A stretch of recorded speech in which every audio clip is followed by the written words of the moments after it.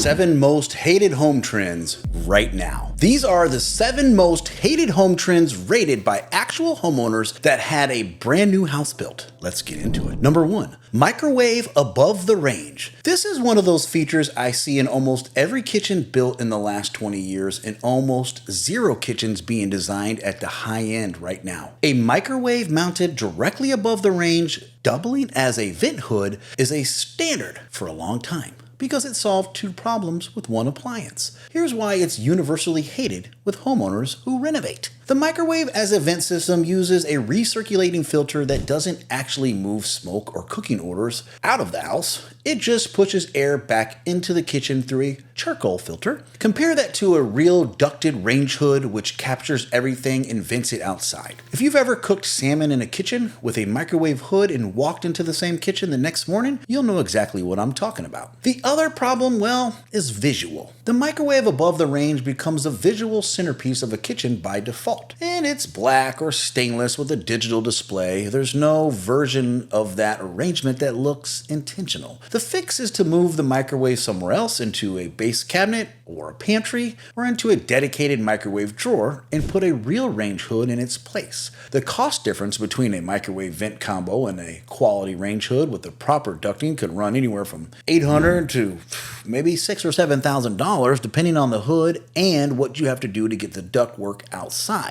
Now, the return is that your kitchen will be properly renovated and ventilated. One of my favorite things. Number 2, gray everything. This is a trend homeowners universally regret right now. Gray walls, gray vinyl plank, gray kitchen cabinets, gray quartz countertops, gray sectional, all the same cool tone gray, gray, gray, gray, gray. For about 10 years, this was the default for new construction and renovation. It reads as modern. It photographs clean. Builders and stagers loved it because it was safe. What is actually going on in that room is it drains the warmth out of it. A cool gray space lit by warm temperature light reads flat and lifeless. Lit by cool temperature light, it reads as institutional, almost like a doctor's office. Homes that feel matched and committed to a single trend strip away individuality. That's exactly the problem with the gray everything aesthetic. There's no warmth, there's no character, there's no sense that anyone actually cares to live there. The fix is the entire interior design industry's current direction. Warm whites, creams on the walls instead of the gray, wood tones that have actual color and grain to them, layered textures,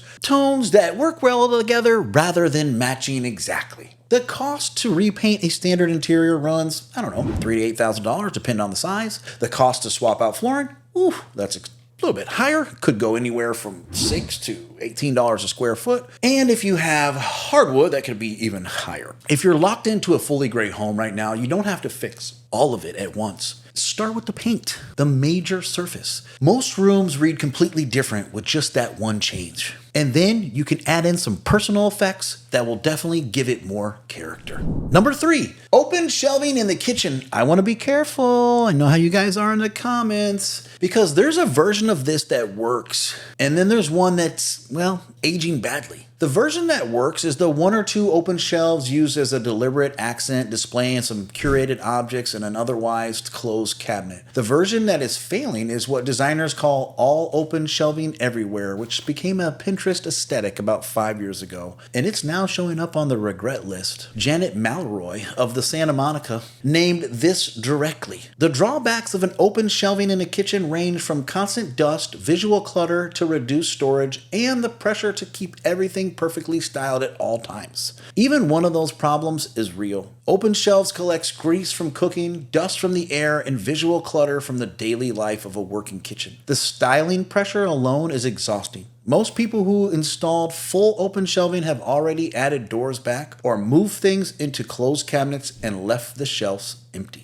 Closed cabinets exist for a reason. The fix is to use open shelving as a single deliberate moment in a kitchen, not a primary storage strategy. The cost to convert open shelving, it depends on the cabinetry and it depends on the size of the kitchen. Obviously, that can run anywhere from $3,000 to $20,000, depending on your size and your finish. Definitely a decision you want to make before you start any renovation. Number 4, barn doors on bathrooms and bedrooms. I've talked about this one before, and it deserves a land on this list. Barn doors solved a real problem during the farmhouse trend, which is a swinging door into a small space, takes up floor area. Makes sense. They became a shortcut answer to that problem. They're now showing up on the regret list, and it's been on my list of don'ts for a while. The function problem never went away. Barn doors don't seal. The gap between the door and the wall, sound passes through, light passes through, and of course, if it's a bathroom, smell can pass through. And that matters. They also require wall clearance equal to the full width of the door on the side, which eliminates a section of the wall that you could use for storage, for art, for fixtures, and the hardware starts looking rough within a few years. The replacement is a pocket door,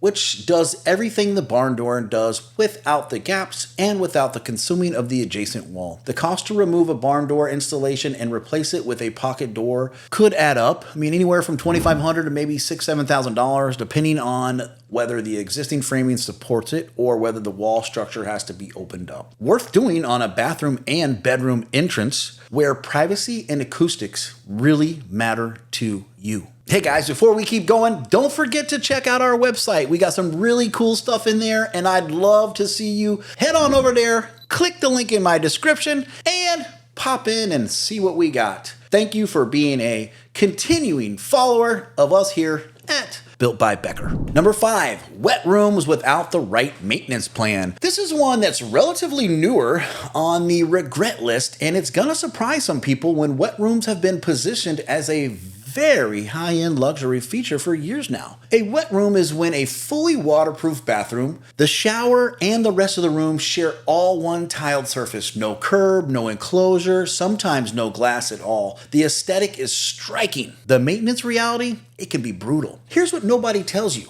Before you commit to one, water splashes outside the shower zone in a wet room because there's nothing stopping the water. That means the entire bathroom, including the area around the toilet, the vanity base, and the floor near the door, is constantly getting hit with humidity, soap, shampoo residue. Every surface has to be clean the same standard you would clean your shower. The tile has to be cleaned, the grout has to be sealed and resealed, and any wood elements in the room, like a vanity base, have to be specifically rated for full wet zone exposure. The fix is properly designed shower enclosure with the kind of low curb or curbless detail that gives you the wet room aesthetic without committing the entire bathroom to it. A curbless shower with a defined glass enclosure costs around the same as a wet room to build, anywhere between $10,000 and $30,000 in a typical luxury bathroom. And it's dramatically easier to maintain over the life of the home and bathroom. Number 6, painted exterior brick. Painting over original brick on a home's exterior was a major trend during the modern farmhouse minimalistic white aesthetic wave. White brick exteriors became a signature look that defined a specific era of new builds and renovations. And homeowners are now looking at it at the next 30 years of maintenance and starting to regret that decision. Here's the contractor's reality. Brick is a porous material that is designed to breathe. Painting it seals the surface in a way that traps moisture and prevents the material from venting properly. Over time, this can lead to the peeling of paint. It can also have some severe cases where freeze and thaw damage actually compromises the brick itself. Repainting, well, that can be $4,000 to $12,000 depending on the size of the home every 5 to 7 years. And once the brick has been painted, removing the paint to return to natural brick is an extraordinary difficult and often damages the surface in the process. The alternative is letting the brick be brick. If the existing color isn't working, there are lime wash and German smear techniques that will change the appearance while still letting the brick breathe. Both run around $2 to $5 a square foot installed and don't trap the moisture in the way that paint does. Number 7, the TV over the fireplace. This is the one that's the most expensive one to undo and the most homeowners committed to without realizing what they were locking into. The arrangement of a flat screen TV mounted directly above a fireplace became standard in living rooms, around 15 years ago. The reason is hated, and it's twofold. First, the viewing problem. A TV above a fireplace mantle, well, it's mounted higher than the optimum viewing height for most seated viewers, which is roughly eye level when you're sitting on a sofa. Watching a TV at the height for 2 hours strains your neck and your shoulders. Every chiropractor in America has been quietly thinking this trend for years. Here's number two. It creates a thermal problem. Heat rises off of the working fireplace, and the electronics don't tolerate sustained heat exposure for long periods. TVs mounted above active fireplaces have shorter lifespans, more screen issues, and degrade faster than TVs mounted on a conventional wall. Here's why this is the bomb of the list.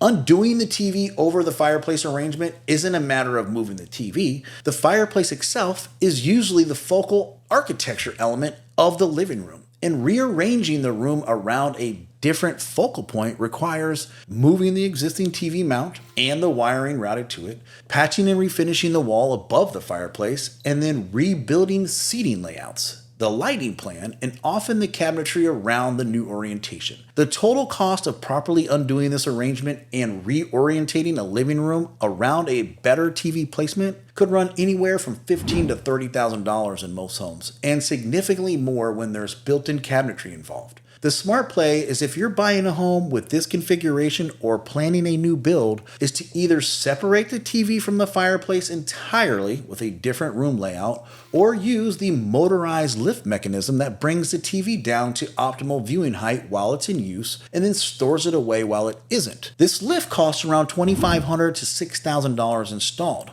Now, that's a fraction of the cost of unwinding the arrangement after the fact, but those also limit your use of the fireplace, so you have to make that life decision. Here's the takeaway. 7 trends, all hated by homeowners who installed them. The common thread is that every one of these was obvious answer to a problem at the time it was popular. Microwave above the stove solved 2 problems, 1 appliance. TV over a fireplace looked clean and modern. Gray everything was safe and easy. Wet rooms looked beautiful. The lesson isn't to avoid trends entirely. It's to think past the moment of installation and into the years of actually living with the decision. The renovations that hold up are the ones where someone asked the right questions before they signed the contract. Your lifestyle and your function and flow in the home are key elements in every design and renovation. Drop a comment. Tell me which one of these 7 you have in your home right now and which one you'd undo first. Or you know what? Tell me why I'm wrong, because I don't mind fighting back in the comments either. Guys, don't forget to check out my website. Hit subscribe. A lot more of this is coming.